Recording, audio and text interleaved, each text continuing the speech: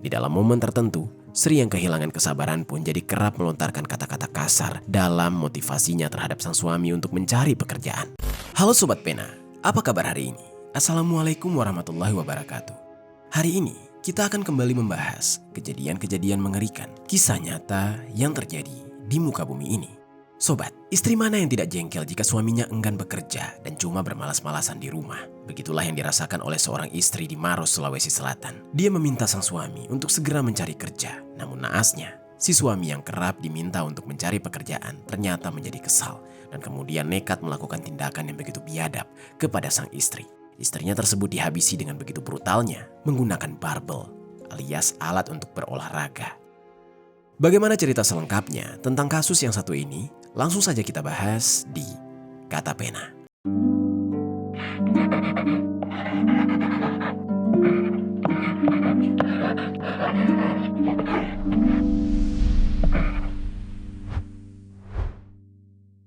Diduga tersinggung lantaran disebut malas cari kerja, seorang suami di Kabupaten Maros, Sulawesi Selatan tega istrinya sendiri saat tengah tertidur pulas di kamar rumahnya. Sebelum kita mulai ke ceritanya, jangan lupa untuk subscribe channel ini dan bagikan video ini ke teman-teman kalian.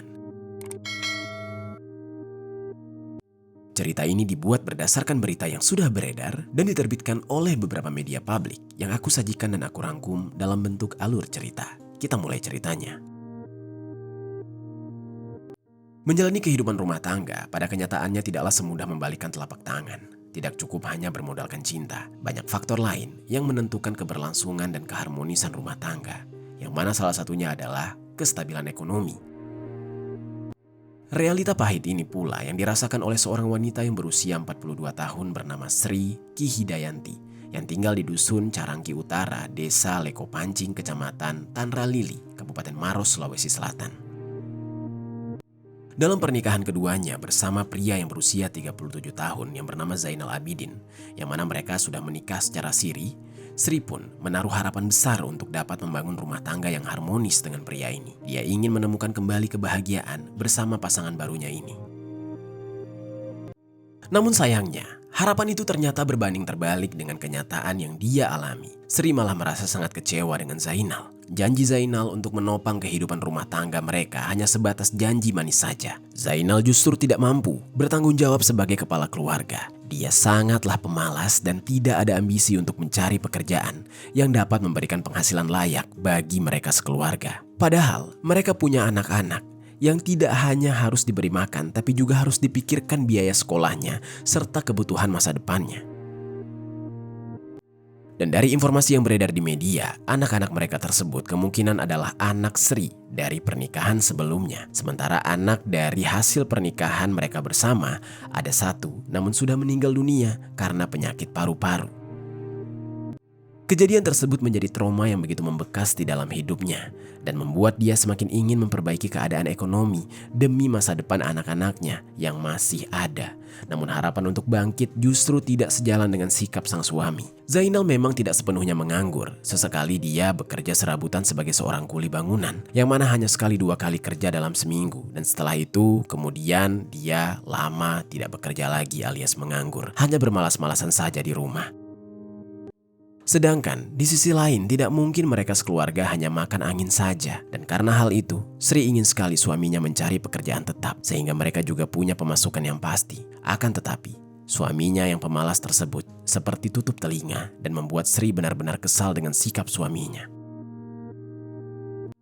Awalnya, Sri mencoba menasehati suaminya dengan cara yang halus. Namun seiring berjalannya waktu ketika tidak ada perubahan, Sri jadi mulai sering mendesak sang suami. Di dalam momen tertentu, Sri yang kehilangan kesabaran pun jadi kerap melontarkan kata-kata kasar dalam motivasinya terhadap sang suami untuk mencari pekerjaan. Ya, seperti misalnya menyuruh sang suami untuk segera mencari pekerjaan namun dengan kalimat-kalimat yang tidak pantas dan menyakitkan. Namun rupanya sobat, di dalam hal ini tidak cuma Sri saja yang merasa frustasi. Zainal yang kerap didesak oleh sang istri untuk mendapatkan pekerjaan, ternyata juga merasa sangat tertekan dan frustasi. Meskipun sedang dalam keadaan sakit, Zainal merasa bahwa istrinya tidak peduli kepadanya, dan justru terus menuntutnya untuk mendapatkan pekerjaan. Terlebih lagi, ucapan-ucapan kasar yang sering dilontarkan sang istri membuat Zainal merasa sangat sakit hati. Dan seiring berjalannya waktu, Zainal yang semakin tertekan dengan desakan Sri mulai tidak bisa berpikir jernih. Perasaan cintanya kepada Sri seolah perlahan luntur.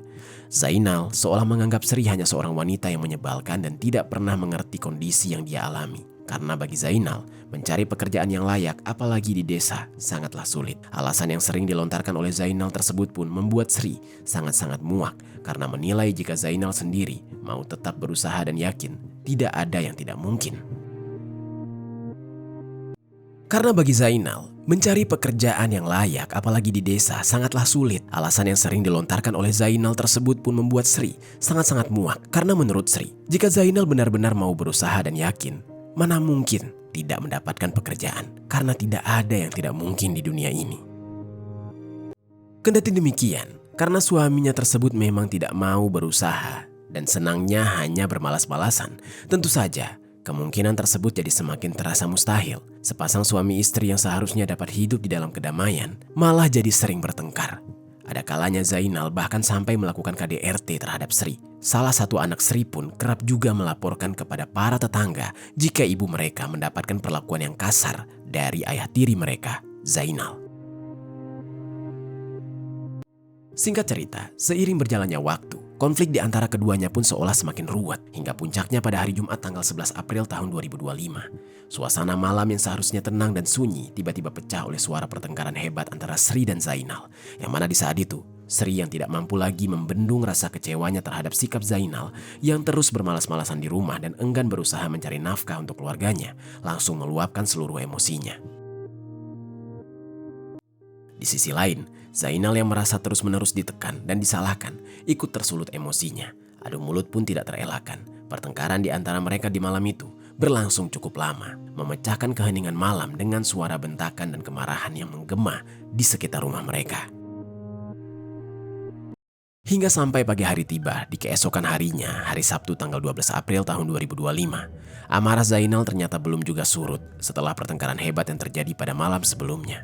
Sekitar pukul 5.30, saat dia terbangun dan melangkah ke ruang tamu, matanya menangkap sosok Sri yang sedang tertidur pulas di atas kasur tipis bersama salah satu anaknya.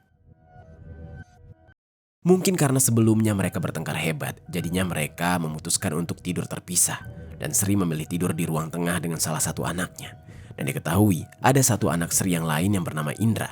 Namun sejak kemarin, anak laki-laki berusia 10 tahun tersebut sedang menginap di rumah neneknya. Dengan emosi yang masih tersisa, Zainal yang melihat Sri tertidur pulas malah tiba-tiba emosinya kembali membuncah.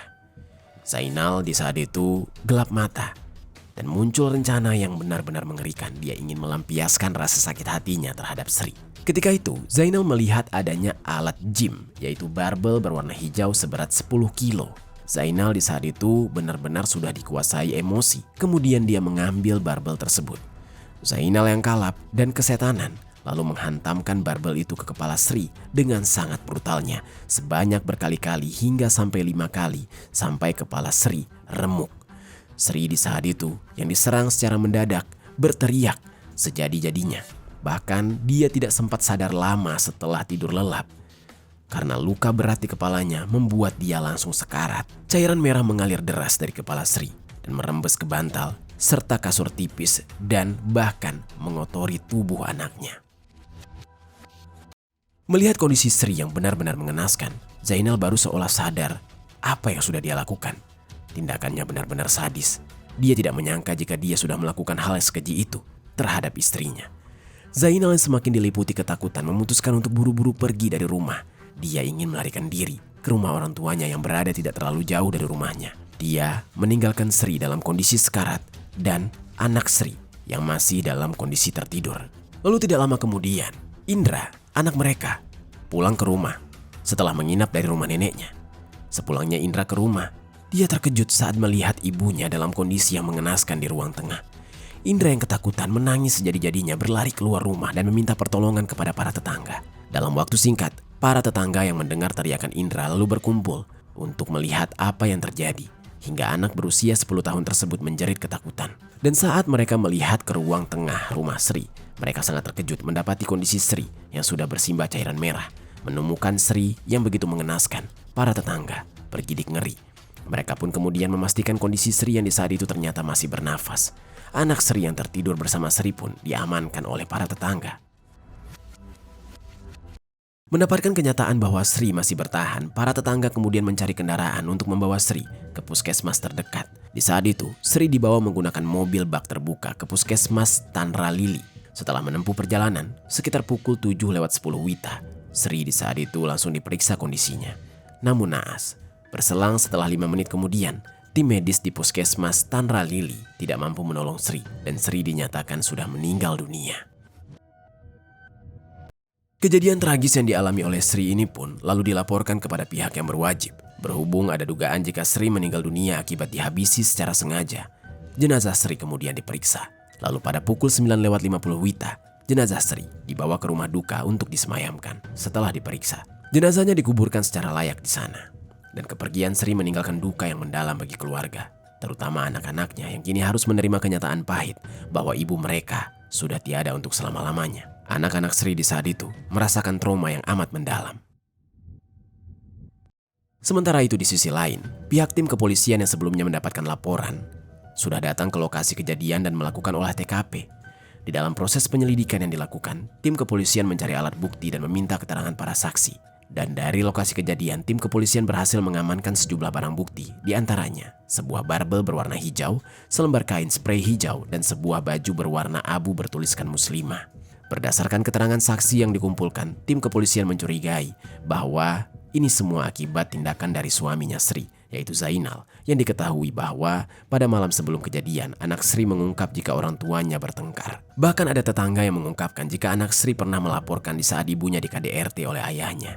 Dugaan terhadap Zainal pun juga semakin kuat saat Zainal tidak ada di lokasi kejadian ketika Sri ditemukan meninggal dunia. Dan tidak muncul sama sekali, padahal berita tentang Sri sudah menyebar luas di wilayah mereka, yang mana seharusnya sudah sepatutnya sebagai suami, Zainal hadir di sana.